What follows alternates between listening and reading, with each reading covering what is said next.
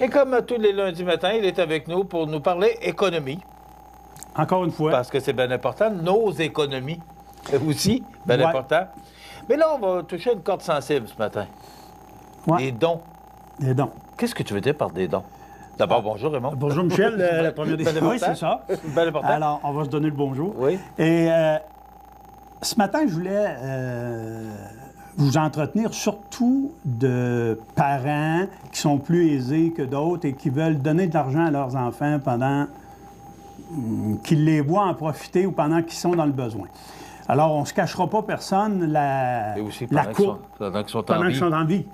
Alors, on ne se cachera pas du tout que la situation pour les parents, les jeunes parents, ou les gens d'entre 25 et 40 ans, c'est la courbe la plus élevée au niveau des besoins, que ce soit pour les enfants, que ce soit pour payer l'hypothèque, que ce soit pour différentes raisons. On sait que c'est là que ça coûte le plus cher, puis c'est peut-être le moment où on peut le moins économiser. Donc, ce matin, je voulais juste préciser des choses qui entourent le phénomène du don. Alors, si vous vous sentez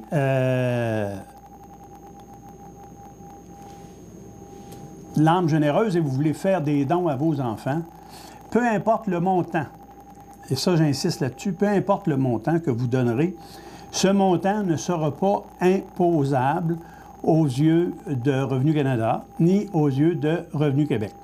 Que vous le donniez de votre vivant ou à votre décès, parce qu'on sait qu'il n'y a pas d'impôt sur les successions, ces argents-là sont considérés comme étant donnés irrévocablement à vos enfants, donc vous y avez plus accès.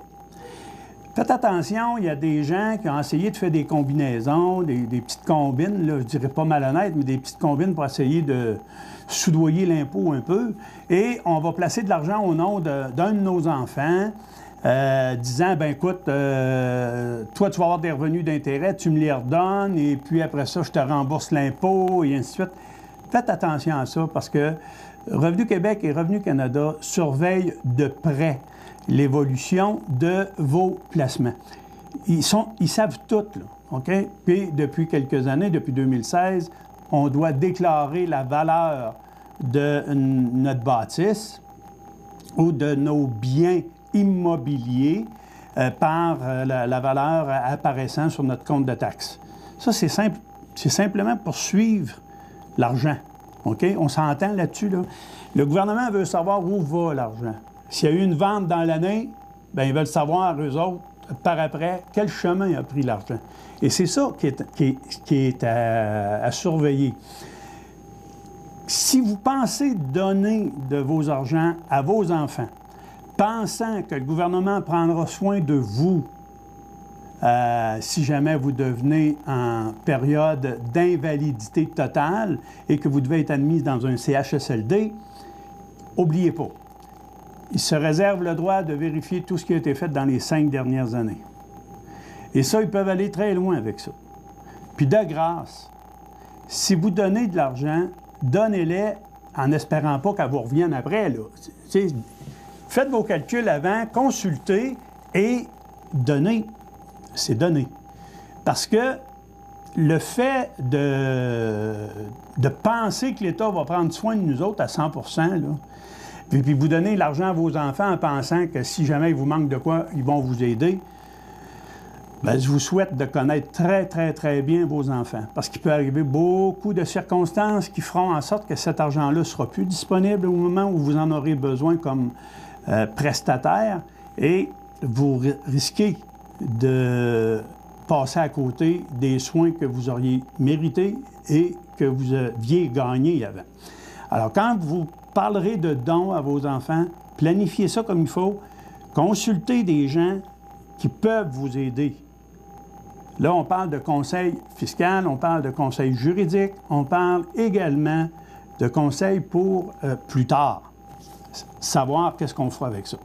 Donc, les dons aux enfants adultes, si j'ai bien dit adultes, ne sont pas considérés comme des revenus aux fins fiscales. Donc, vous pouvez très, très bien en profiter.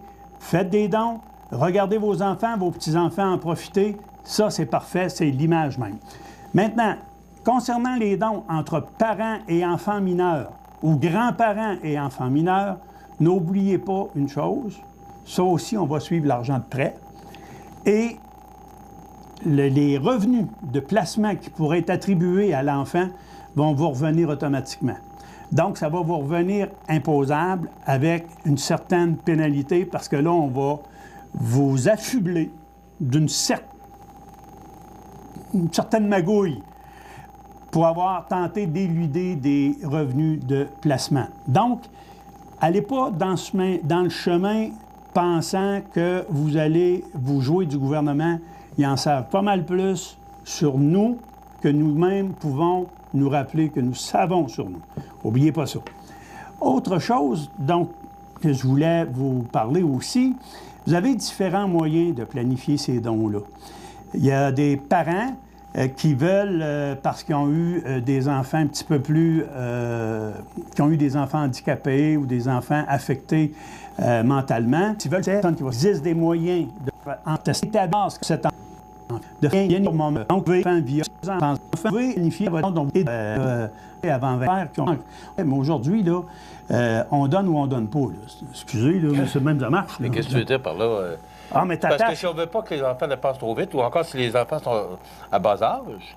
Oui. Là, à ce moment-là, on va planifier ce qu'on appelle des rentes. On va planifier dans le testament des instructions à l'administrateur disant, bien écoute, tu verseras tel montant à 18 ans, tel montant à 23 ans, tel montant à 30 ans, et ainsi de suite. Ça, tu le fais.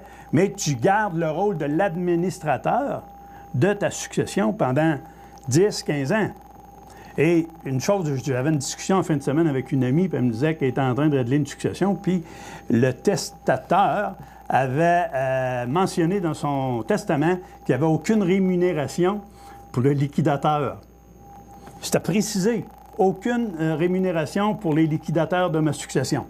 Alors qu'on sait très bien que c'est un cadeau empoisonné qu'on fait à quelqu'un quand on le nomme liquidateur d'une succession, parce qu'il y a beaucoup de démarches, il y a beaucoup de travail, de recherche, de la préparation des rapports d'impôts, et ainsi de suite.